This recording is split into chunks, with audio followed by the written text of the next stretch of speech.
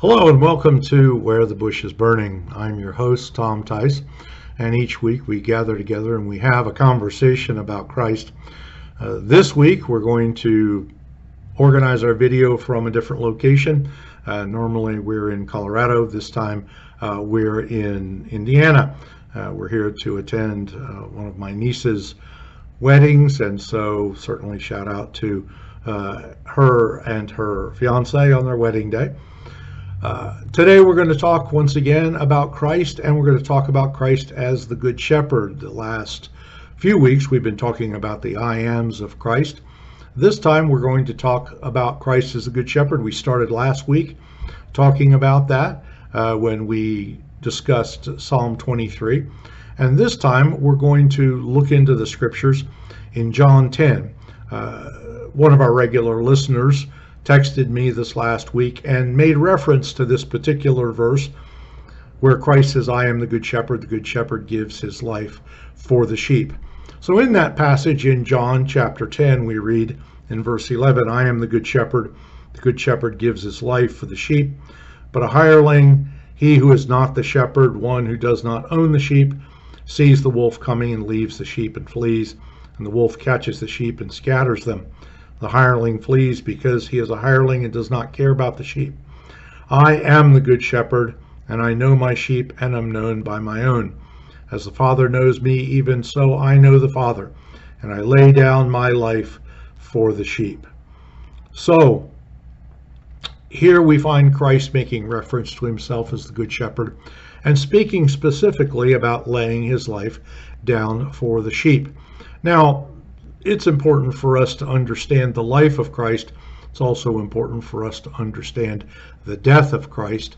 The life of Christ has significance, as does the death of Christ. The life of Christ is where he became incarnate and lived perfectly in order to satisfy all the demands of the law in precept. Then we find that his death had a very specific purpose. It was also to satisfy the demands of the law of God, but it was to satisfy the demands of the law of God in penalty. So Christ, speaking of himself as the shepherd and as the good shepherd, says, the good shepherd lays his life down for the sheep. Now he's talking about that specifically within the context of the predators, those who are going to do evil to the sheep, those who are going to tear the sheep, those who are going to be the enemies of the sheep. We have, of course, the great adversary, the devil, and the scripture says, for this purpose was the Son of Man manifested, that he might destroy the works of the devil. Then also there are those who are dead set against Christ and dead set against his people. And so we find that the people of God are surrounded by enemies. The enemies of Christ are the enemies of God's people. And so Christ says of himself, I am the good shepherd. The good shepherd lays his life down for the sheep. So we're going to think about that today in the sacrifice of Christ most particularly. Christ said of himself that he laid down his life voluntarily. Now we know that God sent him into the world in the fullness of time. When the fullness of time was come, God sent forth of his Son, made of a woman, made under the law, to redeem them that were under the law, that they might receive the adoption of sons. It says also that God made him, that is Christ, to be sin for us, that we might be made the righteousness of God in him. So Christ, as the good shepherd who knows his sheep, as he indicates in that passage of scripture we just read, lays his life down for the sheep. It is not an unwilling sacrifice. It is not something that he has done unwillingly, but has done most willingly. He came and lived perfectly, willingly, and then he died sacrificially. He said, no man takes my life from me. I lay it down. I lay it down that I may take it again. So Christ very willingly went to the cross of Calvary, and that's the specific reference with regard to his laying his life down for the sheep that we're going to consider, is that Christ was here to sacrifice himself. You see, the law of God must be satisfied in precept, and so his life did that. But the law of God must be satisfied in penalty. The soul that sins, it shall die. The wages of sin is death. And so in order for that debt to be satisfied, someone must be willing to do it, and it must be someone who could do it.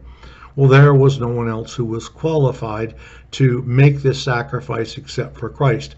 He was very God of very God. He was also truly man.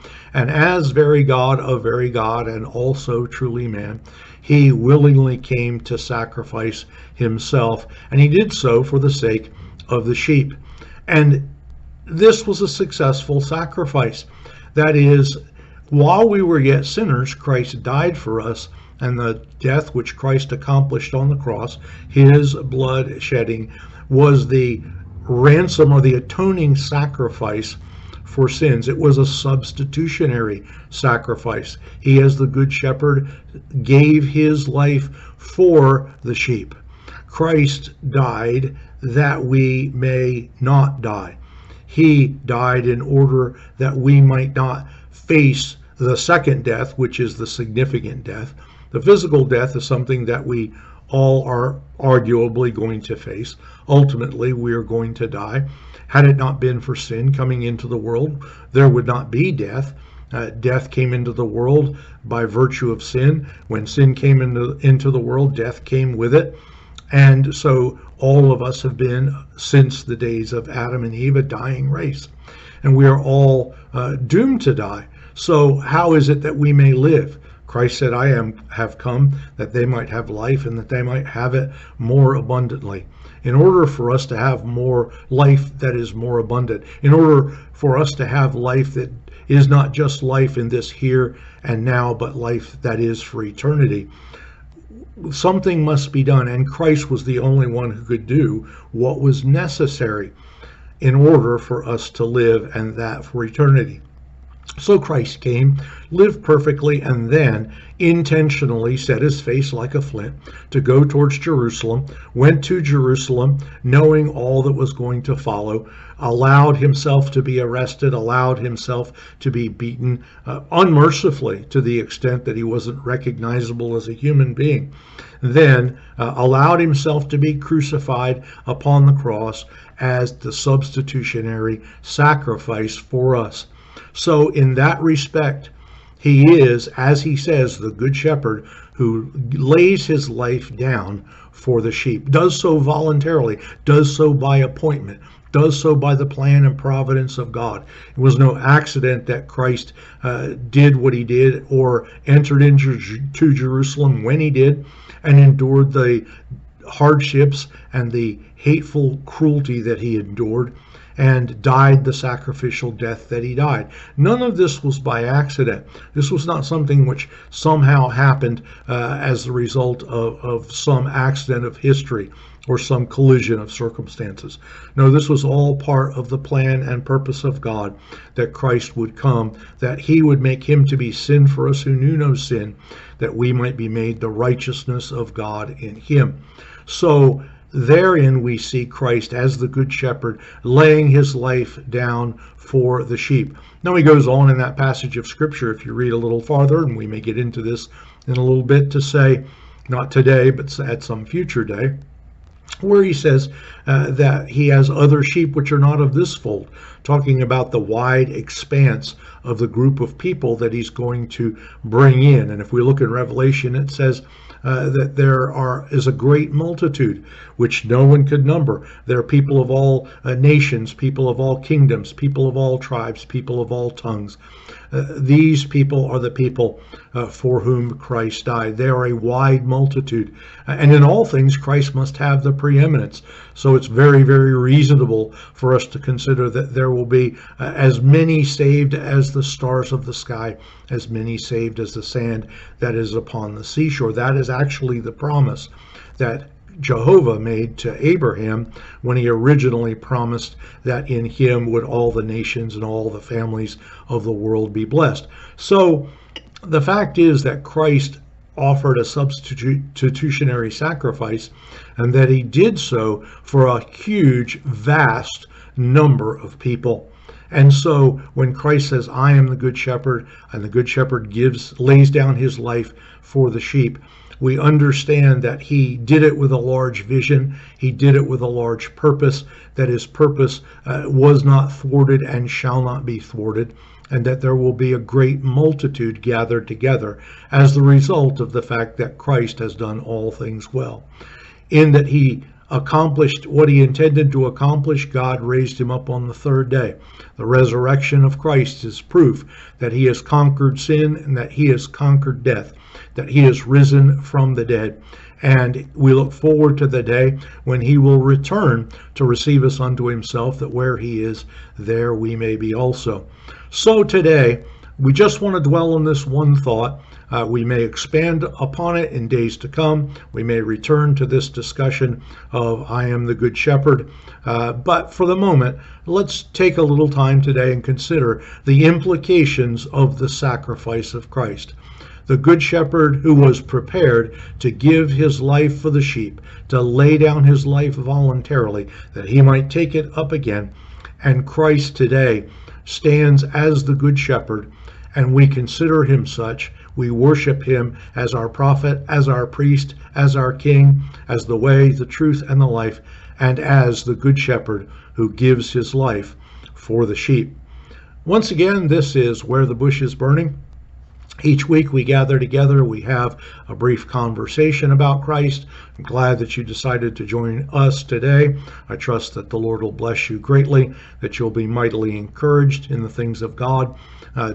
I'd love for you to like and to subscribe to Where the Bush is Burning. If you'd like to receive our devotional, we have a devotional that comes out every day on hopeharbor.church. That's hopeharbor.church, just a brief little devotional. Take you a minute, maybe two, to read it. We'd love for you to subscribe to that. You can subscribe to it through Substack. You can subscribe to it on the blog. If you subscribe to it through Substack, it's Where the Bush is Burning. Comes out every day, and it will be sent to your email. And once a week, we put up a message, an audio version, and so you can hear a message from Hope Harbor Church, and we'd be glad for you to listen to that. So we try to make available to you the things of Christ. We try to make available to you the conversations about Christ that we have. So by all means, please join us or make use of whatever is useful to you. We trust the Lord will bless you and encourage you in the things of God. Once again, this is Where the Bush is Burning. Thank you for joining us. We'll look forward to seeing you on some future day, hopefully, when we can spend some time having a conversation about Christ.